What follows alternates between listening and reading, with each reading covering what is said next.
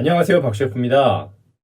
렌트를 구하기 위해서 집주인 랜드로드에게 제출해야 할 서류에는 크게 개인 기본 정보와 신용 정보, 그리고 렌트비를 꼬박꼬박 잘 낼 수 있다는 소득 증명, 이렇게 크게 세 가지 카테고리의 서류가 준비되어야 합니다.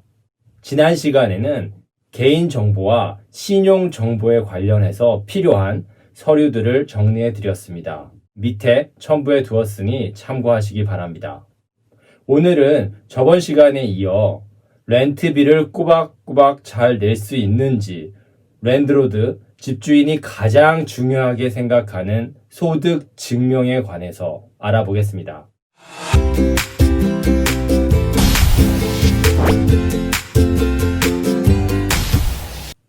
우선 소득 증명에 관련해서는 크게 세 가지로 나눌 수 있습니다. 첫 번째는 직장인입니다. 일정한 회사를 다님으로 인해서 회사에서 매월 정기적인 급여를 받는 분들입니다.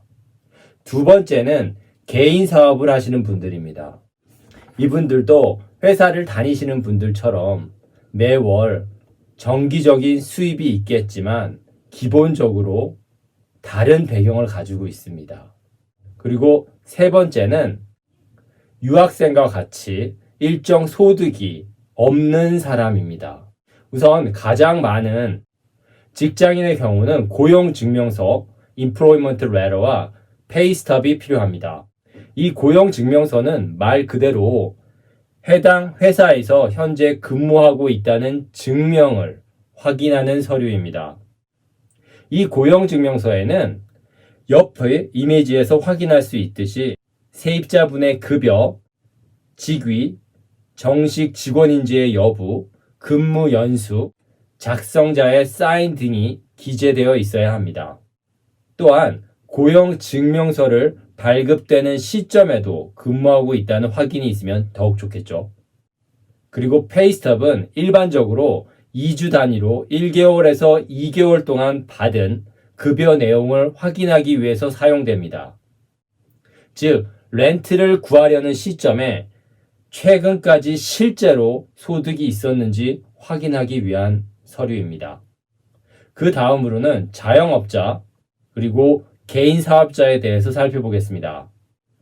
자영업을 하시는 분들도 기본적으로는 직장인과 유사한데 이분들의 경우는 본인이 스스로를 고용하고 있기 때문에 이 부분에 대한 증명이 필요합니다. 따라서 세입자분이 하고 있는 비즈니스가 캐나다 온타리오주에 정식으로 등록되어 있다는 마스터 비즈니스 라이센스가 준비되어야 합니다. 또한 이렇게 자영업을 하시고 계신 분들은 대부분의 경우 페이스톱을 받지 못하고 있습니다.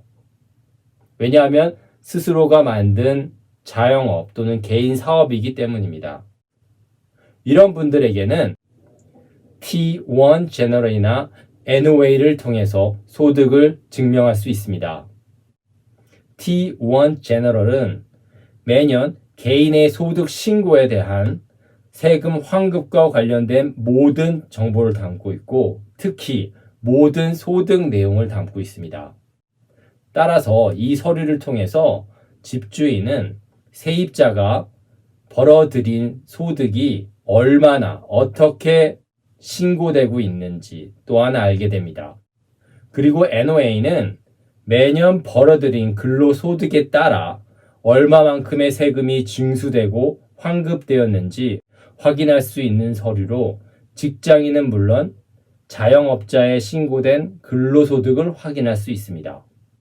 NOA와 T1 제너럴의 가장 큰 차이점은 두 가지 모두 소득에 따른 세금 내역을 다루고 있지만 T1 제너럴은 연금, 불로소득, 정부의 보조금, 금융상품의 이자까지 모든 소득원에 대한 정보가 담겨 있는 것입니다. 따라서 T1 제너럴이 보다 광범위한 정보를 가지고 있기 때문에 집주인은 NOA보다는 가능하다면 T1 제너럴을 더 선호할 수밖에 없습니다. 다시 간략하게 정리를 해보면요. 회사에 다니고 있는 직장인의 경우에는 고용증명서와 페이스톱이 필요합니다. 그리고 개인 비즈니스를 하고 있는 자영업자라면 또는 법인이라면 G1 제너럴이나 NOA가 추가되어야 합니다. 물론 해당 비즈니스가 정식으로 등록되어 있다는 사업 등록증도 필요하고요.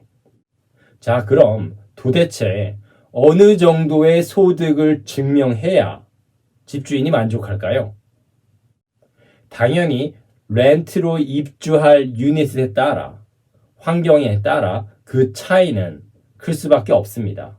하지만 대부분의 집주인들은 렌트비의 3배의 소득을 가지고 있는 경우를 선호합니다. 예를 들어서 렌트비가 2,000불이라면 최소 월 소득이 6,000불은 되어야 안전하다는 것입니다. 그렇다고 소득이 렌트비의 3배가 꼭 넘어야만 렌트를 얻을 수 있는 것은 아닙니다. 통상적으로 집주인이 생각하는 소득 수준의 기준이 렌트비의 3배라는 것이지, 여러 가지 추가 서류들을 통해서 부족한 소득 부분을 보충하는 다양한 방법들이 존재합니다. 물론 이런 경우는 렌트를 구하기 위해서 준비해야 할 서류들이 보다 많아지고 시간도 조금 더 지연될 가능성은 있습니다. 지금까지 집주인이 세입자에게 렌트를 승인할 때 가장 중요한 조건으로 사용되는 소득 증명에 대한 서류들을 알아보았습니다. 자, 그럼 소득이 없는 유학생이나 무직자의 경우에는 매월 렌트비를 밀리지 않고 내겠다는 것을 어떻게 집주인에게 확신을 줄 수 있을까요? 이 부분에 대해서는 다음 영상에서 살펴보도록 하겠습니다. 이 영상이 도움이 되셨다면 좋아요, 구독 부탁드립니다. 지금까지 박셰프였습니다. 감사합니다.